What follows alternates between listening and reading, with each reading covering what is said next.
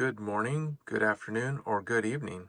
This is Troy, Kilo Foxtrot 7 Sierra Echo Yankee, and today I wanted to share a antenna that I've been using for several years now, probably 5+ years, and it's just a 3D printed, dipole basically with insulators and a BNC connector, and then I also have this little piece here, which is designed to go on a Chinese stream pole, the ones you can get off eBay, for like $12. I'll put a link in the description below which one I'm using.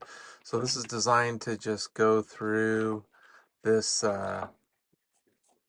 onto the pole, and then it stops because the poles are tapered at a certain point, and then it'll hang from there, and then I stretch out my antenna, which is a link dipole in an inverted V configuration.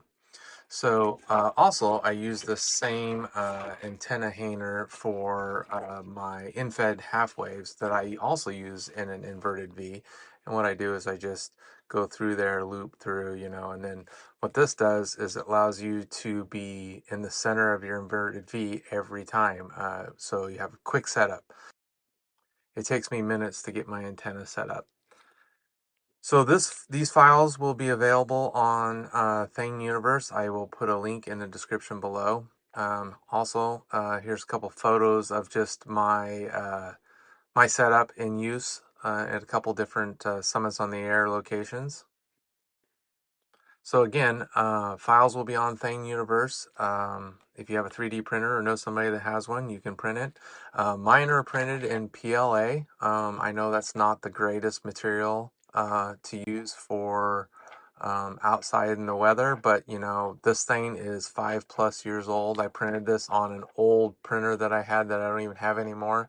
I've printed some new ones. I've got a couple different variations of it, but it holds up without problem. I've had it in the summer, 100-degree outside weather, and it's still holding up. But if you want to, no reason why you can't print it in other materials like PETG or any of the other, stronger materials like ABS or something like that.